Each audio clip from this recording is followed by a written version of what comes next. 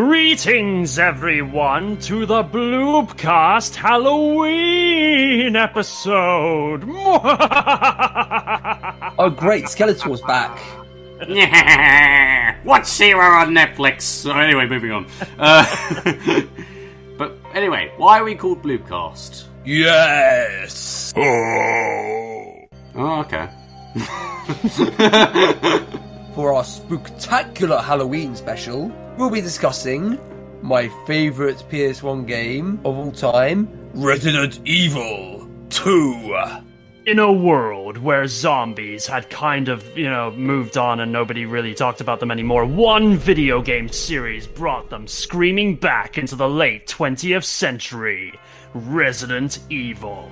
Once again, the Bloobcast explores the Resident Evil series, discussing the first game's extremely successful sequel, Resident Evil 2. This game follows the exploits of rookie cop Leon S. Kennedy and graduate student Claire Redfield as they fight to survive against the zombie horde and take down the evil Umbrella Corporation. Once and for all. And despite the fact that it's called Umbrella Corporation, right. It doesn't have umbrellas. Anyway, yes. So I think, should we just jump in just to discuss how we discovered this interesting gem of a game? Yeah, of course, this is potentially my favourite game ever. I mean, I kind of told you in the first Resident Evil episode we did, but I could go into a few more specifics about this game in particular. I heard bits and pieces about Resident Evil online, and Resident Evil 2 always appealed to me more than the first Resident Evil, as I preferred the idea of making your way through a city ravaged by zombies to exploring a secluded mansion. But the main reason I didn't give it a go was because I was pissed off by the improvement system that used to save the game. This was because I was used to Silent Hill, where while save points were few and far between, you could save as many times as you, and the idea of using limited resources to save the game was way too intimidating for me. But then a few years back, so around late 2018, early 2019, Normal Boots did a season of their debate show called Madness, where they debated the best PS1 game from a selection of 12 voted on by their viewers. And this season featured Cadicarus, the completionist, Shane from Did You Know Gaming, and Barry Kramer, who used to be on Game Grumps. And Resident Evil 2 was the surprising winner that ended up just dominating. And the way that game was talked about by people, namely Cadicarus and Shane from Did You Know Gaming, Shane himself said stuff like, "Oh, Resident Evil 2's hype as fuck."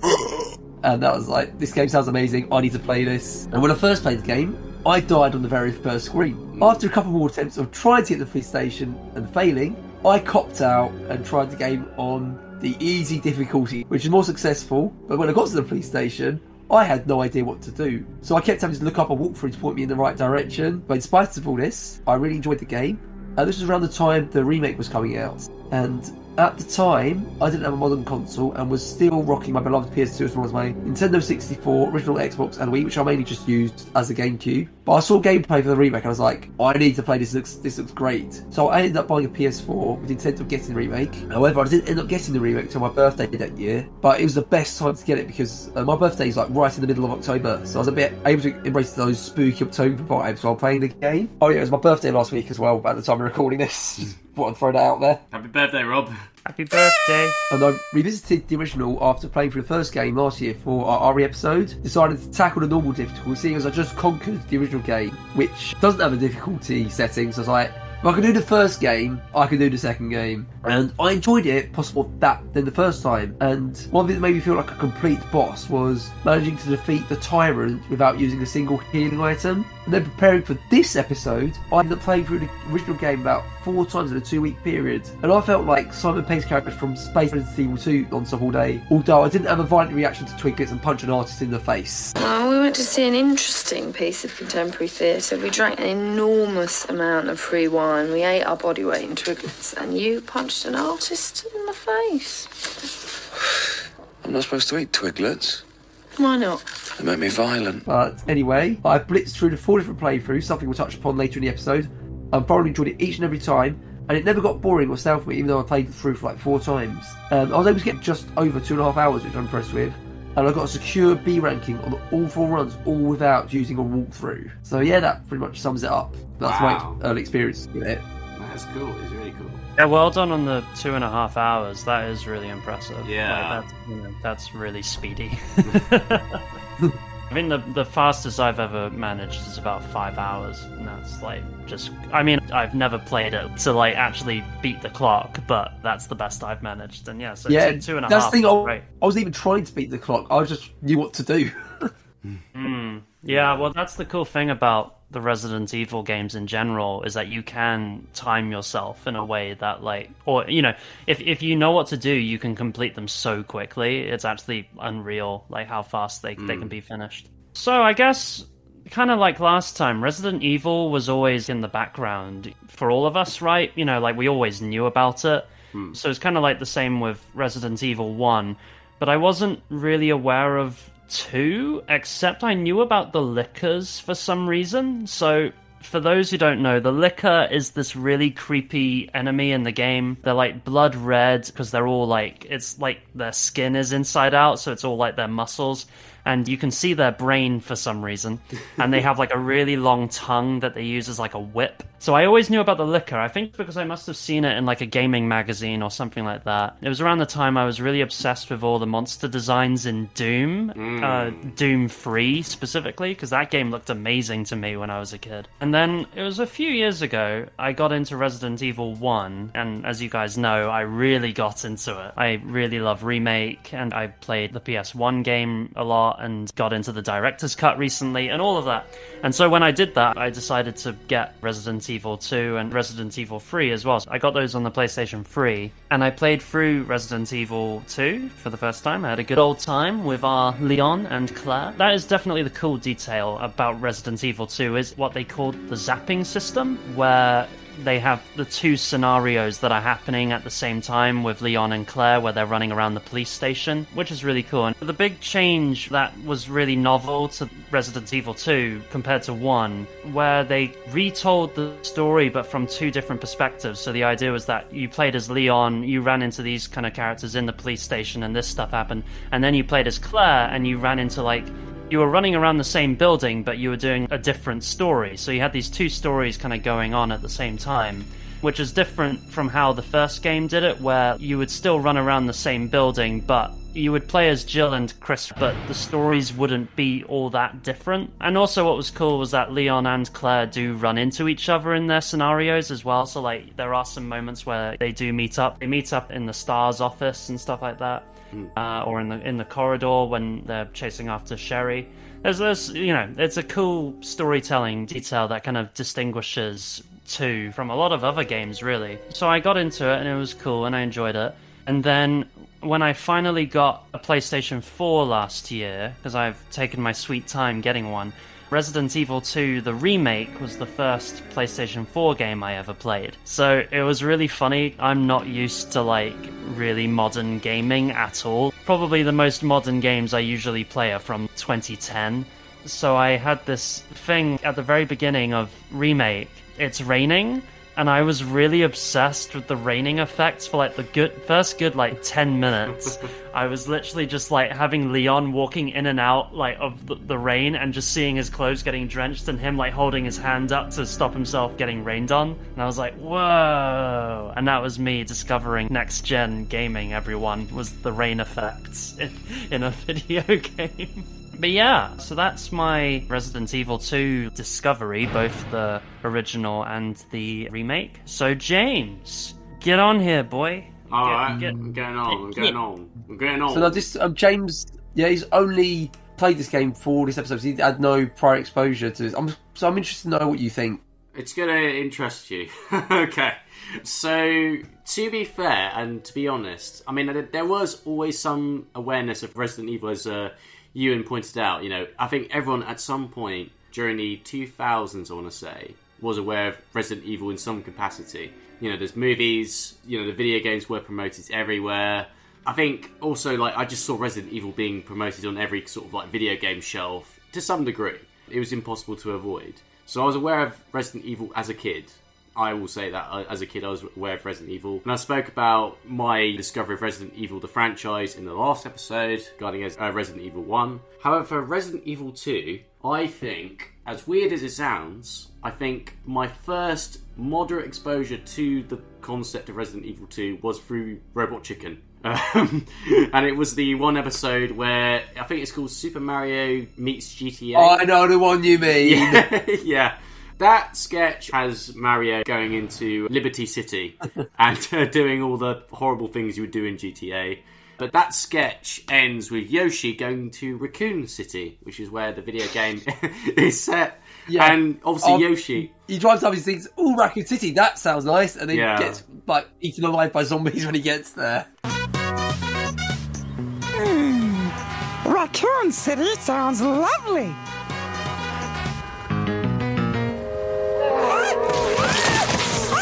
Now, I'm just going to point out, I was about 10 when I saw that, so it traumatised me a little bit. And obviously it's stop motion, so that didn't help either. So I watched this as a kid thinking, what? This is how innocent I am. And when I first saw that, I just thought they were just angry people coming to attack Yoshi. I didn't think of them as zombies. He gets his head ripped off, it's so horrible. Poor Yoshi. He deserves it. No, Yoshi's my main on Mario Kart. I will not tolerate a bad word about him.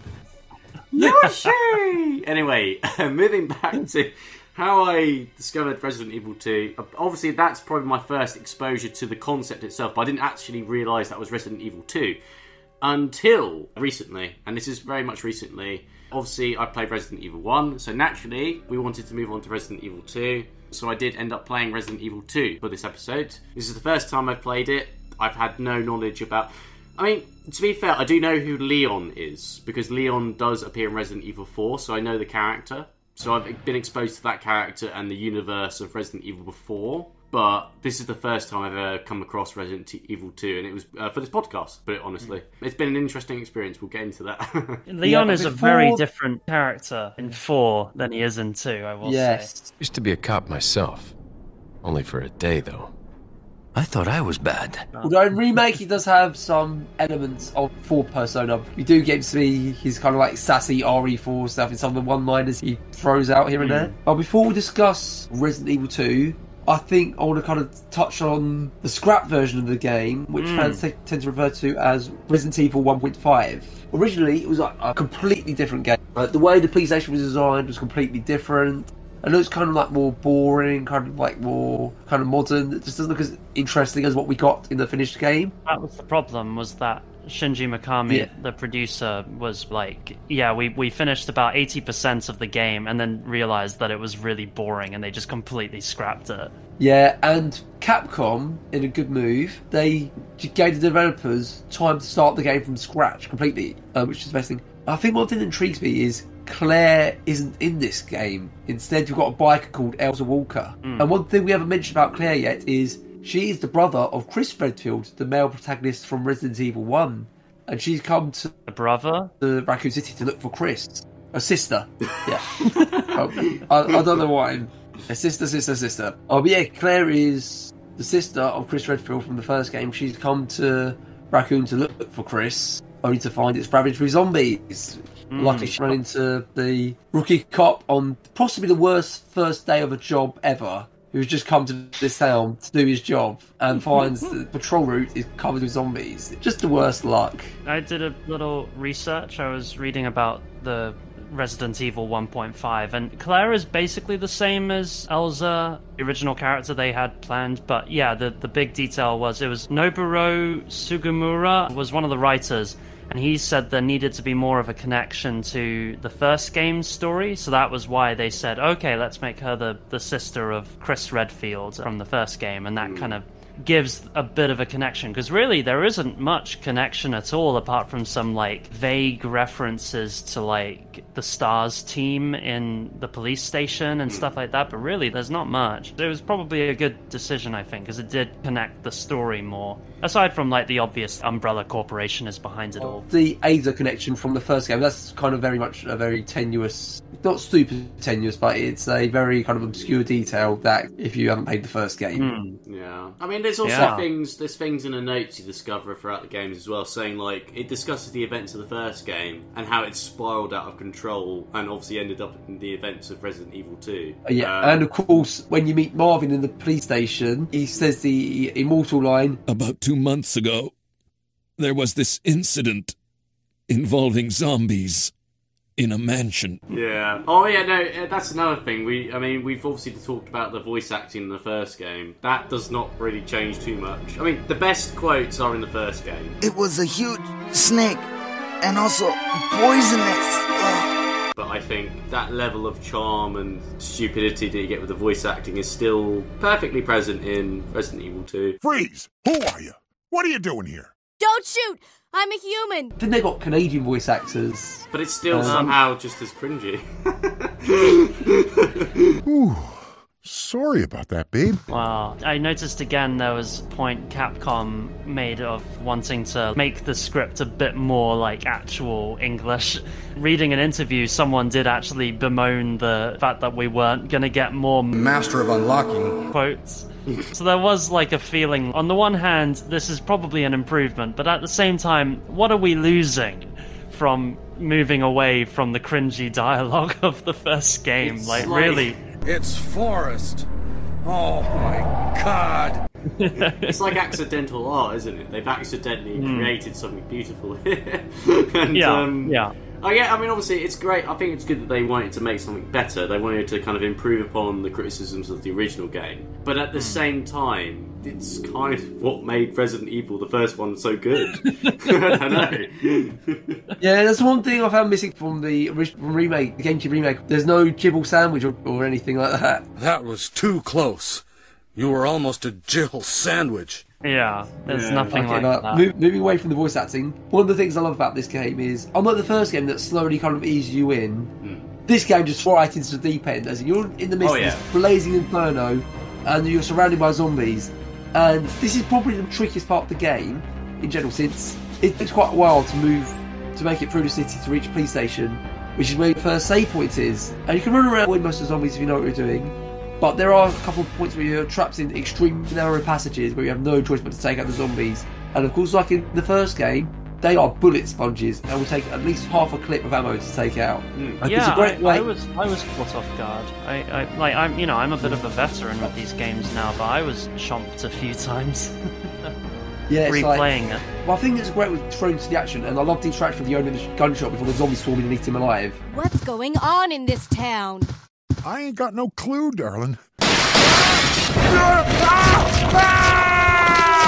I've only normally able to get through the first few screens just fine, but it's always that last screen, you know, just when he gets off the bus. That's always what gets me. Yeah, that caught me. Like really small, it's quite a small area, and there's like about 5 or 6 zombies that you've got to manoeuvre around, and it's not easy.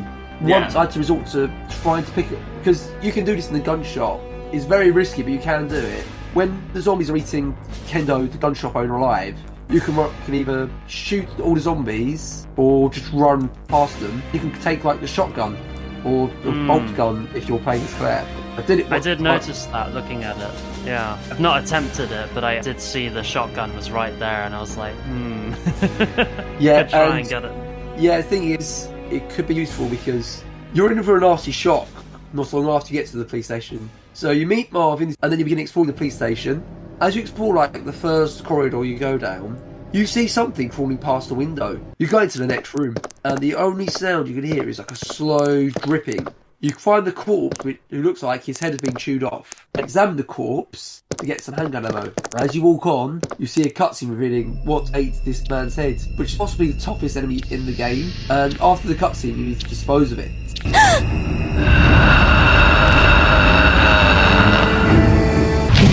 And this is why I always say police station, because unless you grab the weapon in Kendo's gun shop, you only have a handgun. Meaning if you haven't saved it, you have to try and get back to the police station all over again. Yeah, just don't even bother using a pistol against the liquor. I'm sure people have achieved it, but... I did. Don't bother. I have as well. Okay, well done. But I was on easy mode, to be fair, so I don't know if that counts. Oh, okay. Yeah, I did it on normal, so... Well, that counts.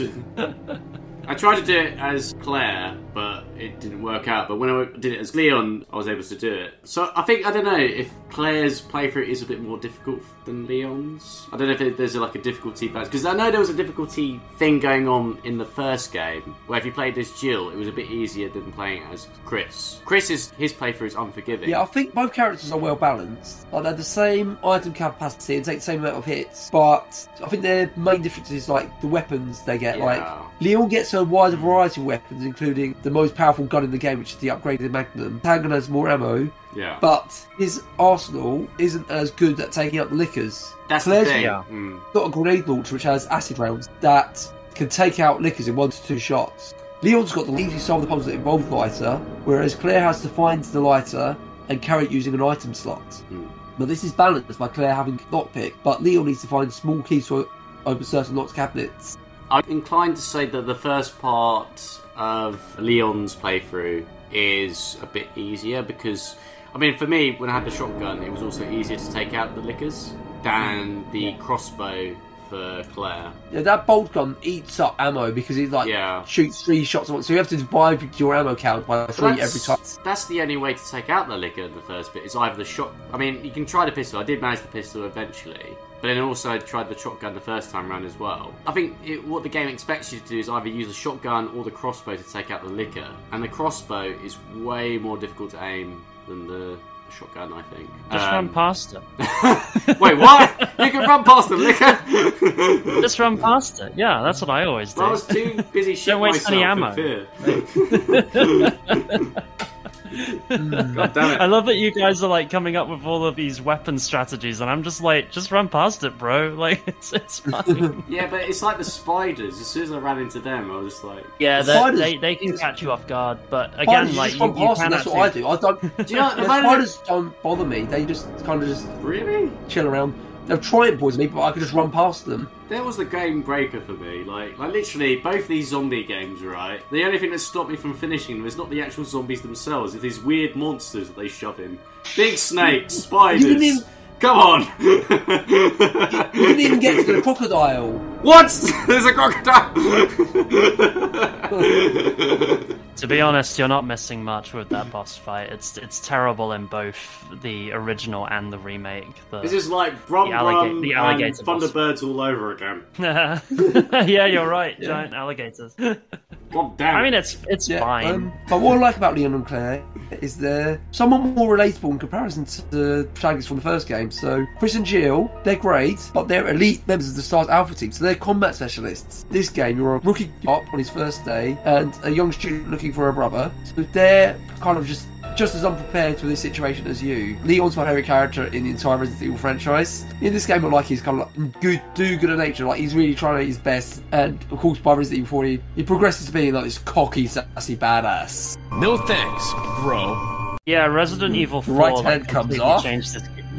Completely changed his personality, which is quite like, you know, it's quite funny. He's like fairly serious in 2, and then in like 4, yeah, he's like a superhero. I've sent my right hand to dispose of you. Your right hand comes off? I should quickly note, I actually haven't fully completed Resident Evil 2, so there are things that have been discussed here that even I am a bit like, what? but I should note that, I just wanted to note that just so in case, but obviously I haven't encountered crocodiles yet. There should have been like other giant crocodiles. They shouldn't have just stopped at the one. It should have been a bit like Tomb Raider situation, where you have like various crocodiles to look out for. I don't know, I'm always disappointed by the alligator or the crocodile fight, because it's so easy. In both the remake and the original game, you literally just run away from it and then blow it up. It's so like fine, you know, and I'm like, why don't we have loads of crocodiles and you have to run past them or something? Alligators in the sewer, come on, that's like the oldest joke ever about America. One thing I do love about the game is the police station. It's got this really gothic design, which is way more interesting aesthetically than they were originally going for. It's pretty designed in a similar way to the mansion from RE1, but it's more linear. So I like the design because it makes things a bit more manageable and doesn't take away from the game's challenge, which comes from avoiding the enemies and working out the correct route to take through the game. Because there are several occasions where I just didn't save because I was just pissing about working out where I was going, and okay, I died, but I can use this to plan like the best route to take through this next section. I always think, to kind of discuss the police station and but also the mansion in the first game, I always like to compare these two games to George Romero's Dead films, so Night of the Living Dead and Dawn of the Dead. Did you see that movie, Night of the Living Dead? So the first game is a lot like Night of the Living Dead. Like, you go to it's a big house, but it's still like in Night of the Living Dead, they all go into a house and there's zombies everywhere and there's secrets in the basement and all that sort of thing. So it's very like Night of the Living Dead. Oh, and like one zombie is like a big threat in the original game because the corridors are really narrow, so it's really difficult to run past them. So usually you have to waste ammo to shoot them. So it's a lot like the film in that regard. And you have to like set fire to them, at least in the remake version. So stuff like that. Whereas 2 is a lot like Dawn of the Dead. When there's no more room in hell, the dead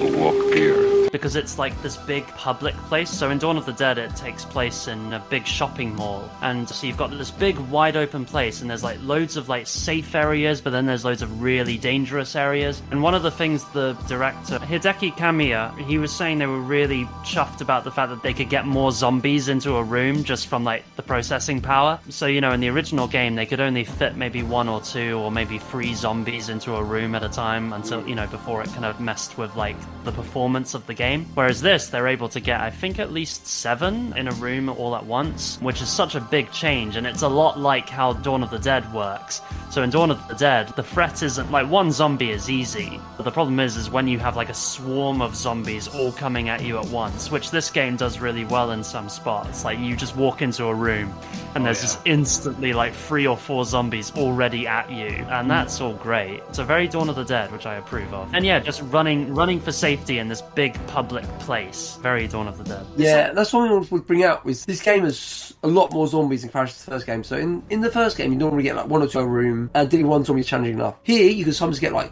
4 or 5 zombies to deal with. And while the game does give you like the resources to deal with this effectively, plenty of ammo, you've got to use that ammo effectively. Like, you might have lots of handgun ammo, but it takes a lot of shots to take out even 1 zombie. But if you've got the shotgun and you get the timing right, you can like shoot off the heads of 1 to 3 zombies at once with 1 bullet. I think in general this game, it's a bit more, there's more bullets that you can access. It's harder to run out of bullets for a start. The shotgun is more powerful, I think. And I kind of think that works to the game's advantage. I got a bit fed up at the fact that like you had to conserve ammo so much in the first game.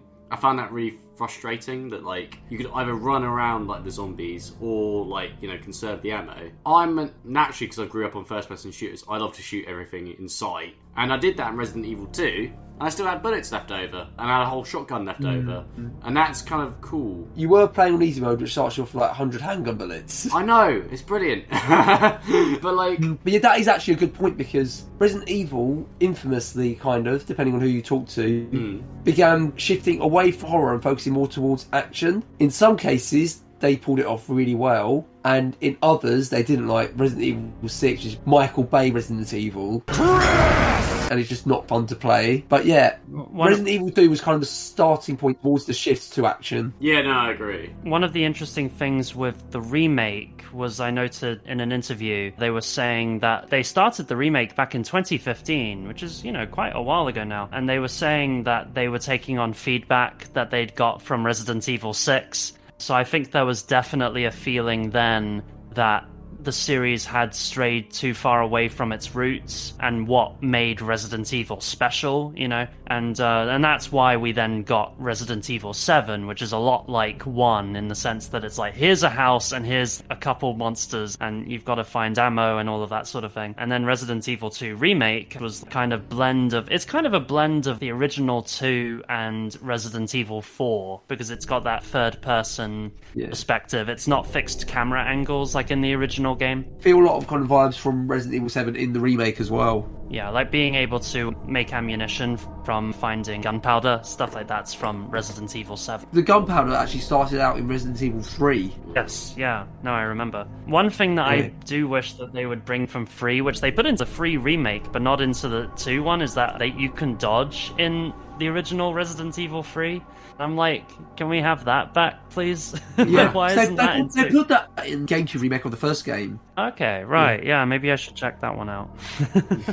I know the Nintendo 64 version of 2 is supposed to be really good. Oh yeah, they managed to condense the whole thing onto one cartridge somehow. Yeah, it's amazing. There's even more content in it, which is crazy. Like, they actually managed to put even more stuff into it. It took like another year to make, but apparently it was worth it, because it's supposed to be like a really good way of playing the game. One of my favourite things I want to talk about with this game is the music, because I adored the soundtrack. It might be one of my favourite video game soundtracks of all time. You'll probably be hearing it in the background of this episode, depending on how the editing goes, but yeah, it's just to capture the vibe of what you're experiencing. And even the calmer pieces of music have a sense of lingering dread about them, such as the police station theme and the save room theme. It's supposed to be the safest area in the game, but it's got this really melancholic theme. Yeah. And I also love the boss battle music, like particularly the thing that plays when you fight Birkin on the elevator. Although my favourite track in the game is the one that plays when you're escaping the lab, because it's such an adrenaline pumping track. It's how you feel as a player. Having to make a last minute escape, and it's at this point where, like, at the end of the game, zombies aren't scary anymore. Like, you feel like such a badass.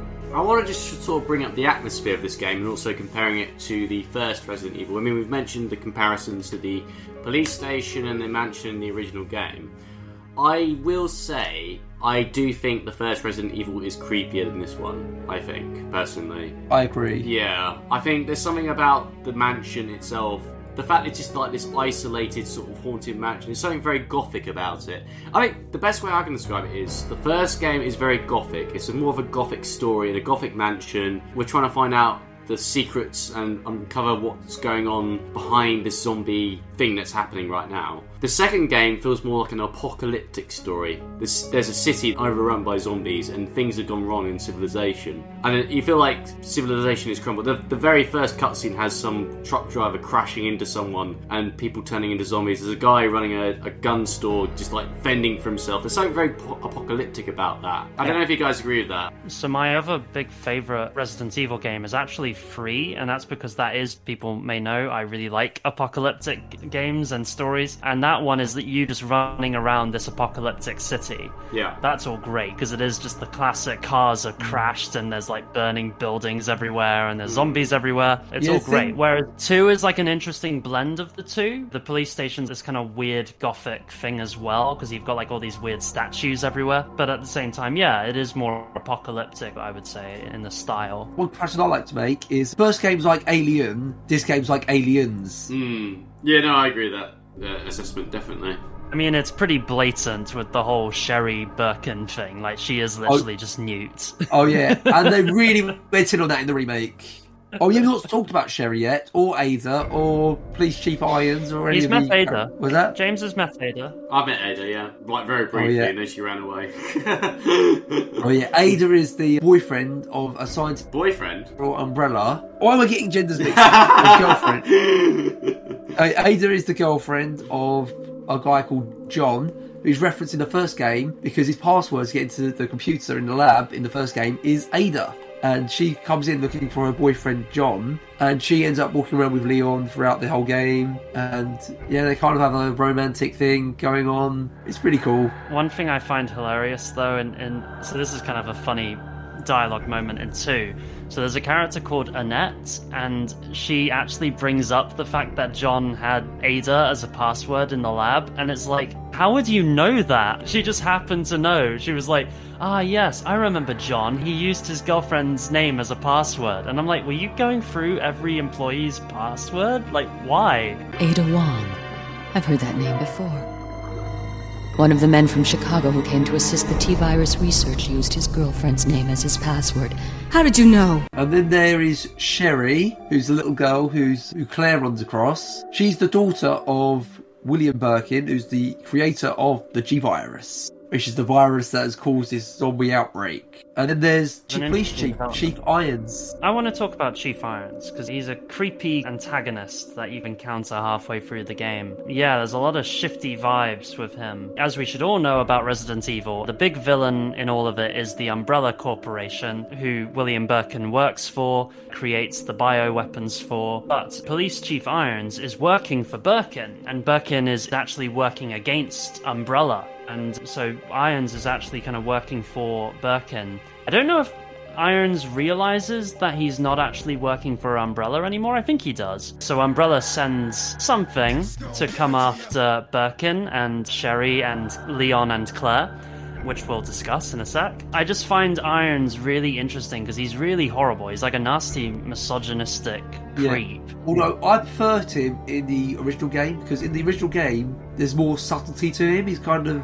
Whereas in the remake, it's kind of more obvious that he's a piece of shit. I mean, I don't know. I think the original game's pretty blatant as well. Like, there's the whole telegram that you can find in the... I was about to say... In the STARS office. They talk about him, like, sexually assaulting people when he was a student. I feel like it's pretty blatant about how much of a scumbag When I read that, I remember playing that and playthrough with Claire, I actually thought, that's a bit dark. I mean, with Resident Evil, the first Resident Evil, like, all the stuff about the zombie transformation going like, oh, this god upset me, I ate him, tasty, etc. I thought...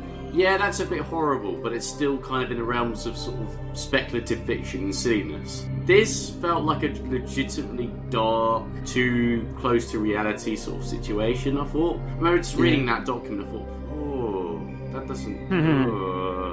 I felt really uncomfortable. When you first meet Irons, like, he's got a dead body on his chest, and like some woman, he's like going, oh, she was so perfect, it's like a shame she's died. That's the mayor's daughter. I was told to look after her, but I failed miserably. She was a true beauty, her skin nothing short of perfection. I've not encountered this character yet. Oh, it's great. He has the best death scene ever. At least in one of the when some creature just bursts out of him, and it's just so perfect. I just can't take the pain.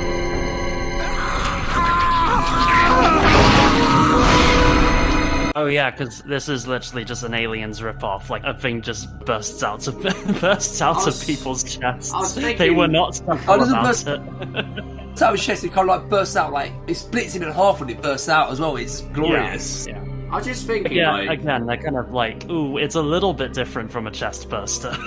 That's the thing, like, the Lickers are literally a crossbreed between Carnage from Spider-Man and also bloody the Xenomorphs from Alien. That's what a Licker is. They're very similar, yeah, you're right. Literally. In Resident Evil lore, the Lickers are an evolution of the Crimson Heads from the remake of the first game. Yeah, I think you brought that up last time, yeah. It makes sense considering they're, like, red. Yeah. But I really like Chief Irons. I think it does bring a kind of nasty seediness to the game that wouldn't exist otherwise, which I think is quite cool. I really like how they do him in Remake. Like, the whole thing with the orphanage is just nightmarish. The orphanage is actually used as like a front for like Umbrella to get test subjects. It's horrendous. It's really horrible. Oh yeah, you read like kind of like diary entries. Kids are like, "Oh, I'm being adopted." They think they're being adopted, but no, they're being experimented on. It's heartbreaking. It's horrible. It's so good. I want to talk about the main boss of this entire game, William Birkin. You face him in like various different monstrous forms. What's scary about him is, unlike the Tyrant from the first game, which is pretty much a golem, Birkin used to be human. I find that scarier than something that was never human. He's an interesting, horrifying mutant thing, isn't he? His whole body is being torn apart. Yeah, because he injected himself with the G-Virus and it's mutating him into a monster. And it goes into more body horror territory than the first game, which I think body horror gets under my skin more than the stuff from the first game, so... It looks like something out of a Cronenberg film, or even something out of, like, the more messed up David Lynch moments. Almost out of, like, a Razorhead. Oh, it is really gross. Oh, Razorhead. I can't... Oh, you are sick. It's like a giant tumor is climbing out of his body. It's really gross when you actually examine it. And then his head becomes part of his chest, and another kind of mutant head comes out. Oh, it's gross. And that's the thing. Each of his different mutations becomes less and less human. By the end, he's not even human anymore. He's just this slobbering mass. So weird. Yeah. Just to make this very clear, I have not come across this yet, but so I'm left alone with my imagination here right now. With all these weird descriptions, and I'm just thinking of the worst horrible thing right now. Yeah, just imagine like The Fly, if you've ever seen Cronenberg's The Fly. It's kind of like that. I mean, you already mentioned a Razorhead. That's like a film that's already disturbed my dreams, so... That's gross enough already, yeah. We need to talk about the other antagonist. The perfect segue is the zapping system. So the game uses the two characters well. Like you said at the start, in the first game, stage character, go through the game, and you don't see the other characters till the end of the game unless you just leave them to die, which you can do. And there aren't really too many differences between characters in terms of how you play the game. 2 has 2 discs, one for each character. You can play them in any order. When you beat the game as the first character, it creates a save file for you to load when you play as the second character. You'd expect this to be the same game with a different character, but it isn't. You enter the police station differently, and via an easier route. Not long after you enter the police station, you see a cutscene of some big bald guy in a trench coat being dropped off into the building from a helicopter. Then the door you just come through gets barricaded, meaning you can only go forwards, and all you can hear are some big plonking footsteps coming away. And then you see the big bald guy coming towards you. And this is Tyrant, or Mr. X as most people call him. And he shows up a handful of times during this second run through. While the B scenarios, it's not a completely different game. The way you go through the police station and subsequent areas is different enough. There's different bosses for each run, and there's certain things that change depending on the order you play as each character. Likewise, there's things you do in your first run through that affect your second run, like the most notable one is you come across a wet items closet which contains a submachine gun and a hip pouch which expands your inventory, and whichever one you take is not available for the second character.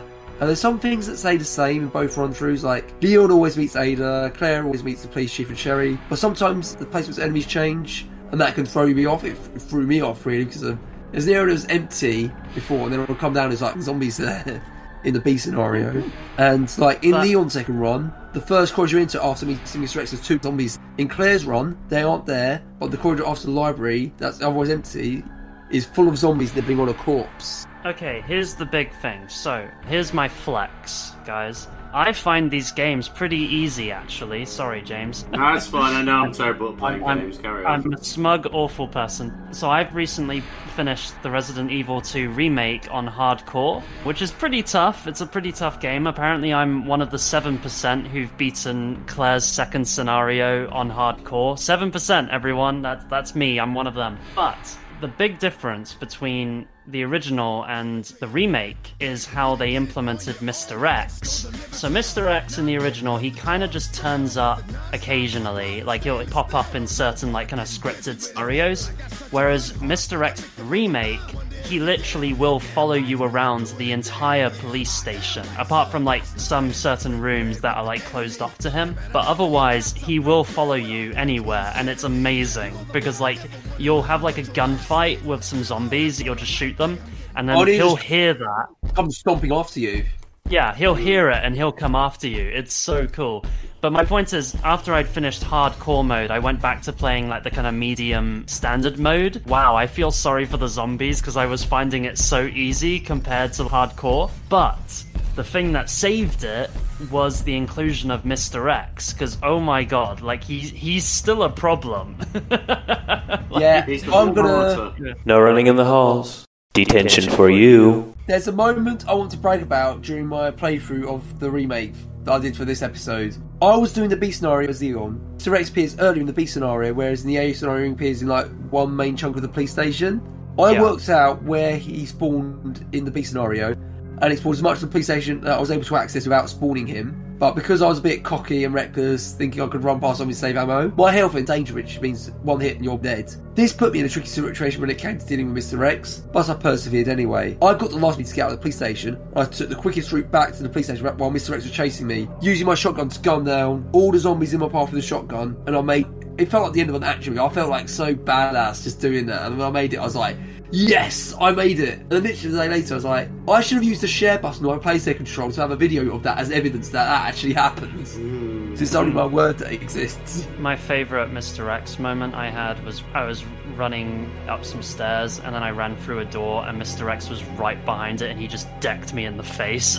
I was literally I was charging through the door, he was right there and he just punched me. There was when I first went through the remake, he came into the game, I ran straight to the first save room because that's what the only room that he won't go into. And then I was waiting for him to kind of bugger off, and I was like, okay, I know I can go to this door because I've got this key now. So I went, got the item, no problems, run out the room, go go back to the save room. Next thing you know, Mr. X just barges through the wall. Yeah. I like the way he plows around the place. To be fair, he does do that in the original as well at one point. Yeah. It's when you're leaving Chief Irons' office, he'll barge through the wall there, which is pretty cool. So there's a lot of little touches in the original that are neat, but I was like, after playing Remake, I really wanted Mr. X to turn up more in the original, and he just doesn't, and it's really frustrating. So I'm like, where's my Mr. X? Come on, man. Like, pop up. Yeah, going back to the A and B scenarios, like, I think it's worth doing 2 run-throughs, like an A and B scenario, because the ending for the A scenario is like, it's basically Leon and Claire meet each other on a train and they're like, oh, it's so good to see you, and it just ends. And then the second run, like one final Birkin form, who is an absolute behemoth, but easy to take out, and then you get to see the true ending. And my preferred route is Claire A, Leon B, which is generally considered the canon route anyway. I really like it because you've got Sherry being infected with the G virus and then Claire needs to go around and create a vaccine. So that was a really nice moment. It gave more stakes to that scenario. And we also get parting between Leon and Ada, because Ada gets like obliterated by Mr. X and Leon and Ada have like a kind of like a tender moment together, which is fitting that Ada throws Leon the rocket launcher to kill Mr. X. And also we get the better ending where Leon just turns around his camera and says, hey, it's up to us to take out Umbrella. And then we get the awesomely cheesy rock music that accompanies the end credits. Nice. One thing I do want to point out is that scenario definitely gives Ada her most badass moment where she just jumps on Mr. X and like stabs him in the eye or something. I can't remember, but yeah, like it's pretty awesome. That was one thing I the remake kind of let me down with much difference in the A and B scenarios is like there's not much connectivity and not much changes other than the beginning of the game. But aside from that, the game pretty much plays out pretty much exactly the same for most characters, and you fight the same bosses. And narratively, it doesn't really make much sense because Annette Birkin dies twice within like the space of like 5 minutes or something like that. Yeah, that's the one disappointment of Remake is that you can't have Leon fight Birkin at the end, and you can't have Claire fight Mr. X, which is really weird. I always saw Mr. X as Claire's villain, really, because she's looking after Sherry, who's got the thing that Mr. X is looking for. So I always find it weird that it's Leon who fights Mr. X in Remake. It's just kind of odd. I still enjoy it. I think that's because Claire A, Leon B is what Capcom consider canon, and of course Leon B ends with Leon fighting Mr. X. But interesting, the novelisation of Resident Evil 2, which is Resident Evil City of Evil, follows the Leon A, Claire B route, which means it's Claire dealing with Mr. X. And that's where the name Mr. X actually came from, was the novelisation. Can I just quickly say, Mr. X, really? Why would you name yourself that? It's like the most villainous thing ever. You may as well just call yourself, oh hi, I'm Mr. Evil. Dr. Evil. I didn't spend 6 years in evil medical school to be called Mr. Thank you very much. Mr. X. He's like a doctor away from being an action man villain, for God's sake. To be fair, nobody actually calls him Mr. X in game. I think he's just like. Oh, okay, all right. Yeah, like I said, the name Mr. X came from the novelisation of Resident Evil 2, where Claire kind of calls him Mr. X. Hello, I'm Mr. X. It's just like, his official name is Tyrant or Super Tyrant or something. It's even worse. Well, Tyrant was the name of the ultimate life form at the end of Resident Evil 1, so I guess he's like the perfection of that concept. I guess. Then, no, not quite the perfection, because of course in Resident Evil we get something even worse. I love Nemesis so much. Wait. Is there a character called Mr. Nemesis? He's just called Nemesis. He's not Mr. Nemesis. Oh, okay. That's still stupid. Let's talk about... I want to talk about... I can't wait for James to play Resident Evil 3 now. But there is one thing I want to talk about that James will know about, because he's played Resident Evil 4, but I'm a big fan of Ada Wong, who turns up in an even more ridiculous red dress in 4. But she's also in a red dress in 2. It's like a cocktail dress.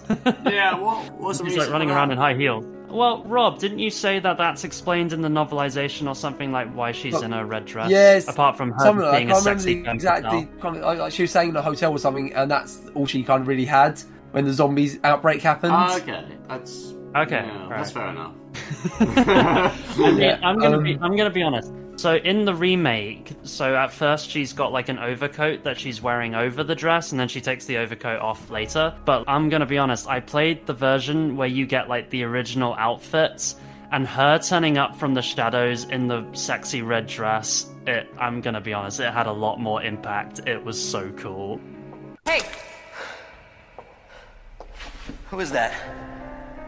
Stay sharp. You messaged me about that. That's just me being a chauvinistic pig, but she did look awesome in the red dress. So, hey ho. There is one version of the game that I want to talk about, which is Tiger Gamecom version. So to kind of add backstory, in the 80s and 90s, there were a company who were infamous for pumping out these crappy, primitive LCD games that were typically slightly more advanced than a calculator, normally based around franchise. There were several poor attempts to recreate popular video games of the time. Anything they could get the license to, they'd create a crappy game of it. In 1997, Tiger decided to try and make a console, like a portable console, which was slightly less primitive than the usual output, but it made the original Game Boy look like a Nintendo Switch. And one of the games released for the Gamecom was a version of Resident Evil 2, which is clearly the worst version of the game, and it's more of a side-scroller, as they couldn't really replicate the 3D with the primitive technology they had. I mean, is it any good? Like, I know you're saying it's the worst one, but, like, is it alright? Does it function? For what it is, it's an attempt, is all I will say. I've not actually played, because I did I'd look it up on eBay for curiosity, and it costs like an arm and a leg. I'm not paying that much money for it. I've seen footage on YouTube. It looks interesting, but it looks very repetitive. One thing I want to bring up quickly about Remake on hardcore, to bring up my movie analogy again, it's a lot like Return of the Living Dead, where like the whole joke in that is like, how do you kill something that's already dead? And it's like, you can't. How do you kill something that's already dead? Well, how do I know, Fred? I don't know. Let me think. It's not a bad question, Bert. And Resident Evil 2 Remake really feels like that. You can shoot as many bullets into a zombie's head as you want. It will not go down, which is kind of great. I thought you said if we destroyed the brain, it'd die. It worked in the movie! Well, it ain't working now, Frank. You mean the movie lied? So I'm gonna force James to play that at some point. Oh, God. I know that will be his worst nightmare ever. No. Don't. See, what I started to do was run past the zombies. Oh, yeah. I just didn't bother shooting them. I was like, yeah. especially when Mr. X involved, worse with like lickers and other stuff like that. You can be very careful with them because they're blind in the remake, so you can just be very, very quiet and walk past them. Although they have caught me at some points. Like, I'll have walked past them and they still like jump out at me, so I don't know what I did wrong in those situations. So I think before we wrap up for our good old spooky Halloween times, what's your favourite moment, or favourite moment either in the game or a favourite moment that you've had playing the game? This is like picking favourite chapters of all of this game, but two most particularly stick out is the first flickering capture described in detail. And there's one moment in the original game where you go into the autopsy room where there is like loads of dead bodies, loads of like corpses on the floor, and you have to walk all around these like corpses that just lie there. And then you grab like the key, it's the last key you need to access the last few doors of the police station. As soon as you grab that key, the corpses suddenly just come to life. You've got to just leg it out that room. I just love that moment. Oh, it's so great, yeah. They do some wonderful jump scare moments like that a couple of times. They're really fun. James? My favourite moment? Yeah. I want to say, believe it or not, I mean, I've only played this on easy mode, but the first part of the game, the first part when you're in the city and you're left alone, and the opening sequence says this is the beginning of your worst nightmare, and then suddenly you're launched into this city that is on fire, surrounded by zombies all chasing you. It's a linear sort of mission you got to complete. You need to get through the city to the police station. Regardless of whether it's on Leon or Claire, you have to go jump through. And I like the linear element to that. I thought, here's the thing, that this is something I actually haven't mentioned yet, is that the fact that with Resident Evil, the adventure game element does frustrate. I love adventure games. I like click and point adventure games. But one of the frustrating things is going backwards and forwards, finding items, trying to just progress the game. Do you know what I mean? This part of the game is literally like, right, move forward, get to where you need to go, don't turn back, run as fast as you can past these zombies. I love that so much. I actually would go as far as to say, if there was more of that throughout the game, I probably would have enjoyed it more, I will say. I think you'll really like 3, because that's literally what that is. It's the most linear of the PS1 games. You're literally running through the city, and you're moving from place to place, and unless you've like missed like a really important item, you generally don't need to backtrack. Yeah. You literally just keep running forwards. It's really cool. I think you'd like 3. It's one of the reasons why I actually haven't finished this game. Is I got stuck for at least a day. Like, well, maybe not 24 hours, but like a day of gaming, like approximately 6 hours. I was literally running back and forth trying to find a door that one of my keys would unlock. I literally had all set. Like, I had like at least 7 keys. and I had no idea which door they unlocked. For God's sake, I can't unlock the right door. Yeah, no, I get that. So for me, I've got a couple favourite moments. They're actually in Remake. So first off is in the kennel. So in Leon's first, or in the first playthrough, when you go through in the kennel, it's the classic Resident Evil zombie dogs. And they're pretty scary, you know, they're pretty dangerous. But then, when you go there again on the second playthrough as Claire, the dogs are all dead. They were killed by lickers. My other big favourite, this isn't really a favourite moment, but it was when I was in the sewers and then when I was in the lab. When I did my first hardcore playthrough, I was really struggling. And poor Claire, she was not having a good time of it. And I just scraped past the Birkin boss that happens between the sewer and the lab. And then the lab, I think it has all of 2 or 3 health items in the entirety of the lab in Remake. So I had to spend the first maybe 2 sections of the entire lab with my health in the danger section. So I literally couldn't be touched by any zombies. I had to be so careful with every single thing. And then at the end with the final boss, I had no ammo, so I was literally killing him with the taser gun that you get, the electric gun thing. So that was my favorite moment, just because it was so damn difficult, and I'm so glad that I beat it and I feel like a boss doing it. I guess that's my Resident Evil favorite moment. But the dogs and the liquor, I think, are a great touch as well. So yeah, thank you for listening to this episode. If you enjoyed this episode, please check out our previous episodes on SoundCloud, Apple Podcasts and Spotify, and also check out our website bloobcast.com. We have done the first Resident Evil, we've also done other video game stuff, we've done Tomb Raider, we've done Spyro. Yeah, we need to do more video game episodes, I think. Wait, before you continue, actually, can I just say, someone actually approached me at work and said, video games is not my sort of thing. Comic books, that's where the good stuff is. But then you were like, we did comic books are good. We have done a comic book episode, so guys, please watch the comic book episodes, or listen rather. TMNT, we've done that as well. We've done Teenage Mutant Ninja Turtles and Scott Pilgrim, yes. We'll probably do more comic books as well. We should do more comic books, actually. You can also follow us on social media. We are Pod on Facebook, Twitter and Instagram. If you want to get in touch with us as well, we have an email address, which is bloobcast@outlook.com. I actually have a very first email last month from Thomas Meehan, who's a new listener, who said he enjoyed our Batman the Animated Series and Avatar The Last Airbender. He has suggested some Super Sentai Power Rangers type stuff, which I'm definitely intrigued to look at. Definitely do some kind of Power Rangers episode in the future. So if you've got suggestions for future episodes or any feedback, please send us an email. Also, please leave us a review on Apple Podcasts. It could be as brief as you want. It could be a detailed paragraph gushing about how much you're enjoying the show. But yeah, just leave us a review. It really helps us out. And of course, we started slowly uploading episodes to YouTube. James has been doing a wonderful job. We've got our alien episode up in video form now, slowly getting through the others. So yeah, keep your eye out for that. And also share the podcast with friends and family as well. And before we go, Ewan, can you tell our listeners what we're discussing next time? Lube never changes. We're discussing my all-time favourite computer game ever made, because it is the best one. Fallout, the post-nuclear role-playing game. Very excited. I'm excited too. Yeah, I've only played it very briefly to make sure it runs on my computer.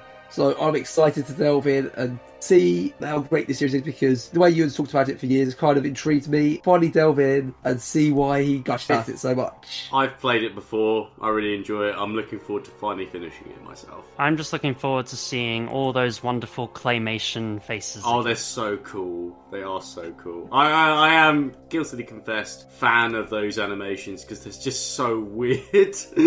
Yeah, classic 90s claymation. It's a good time. It's very good. All right. Okay. Until next time. Until next time. Yeah. The Bloobcast bids you farewell. Thank you for listening to our podcast. We look forward to having you on the next one. Happy Halloween, everyone. Oh, fuck off, Skeletor.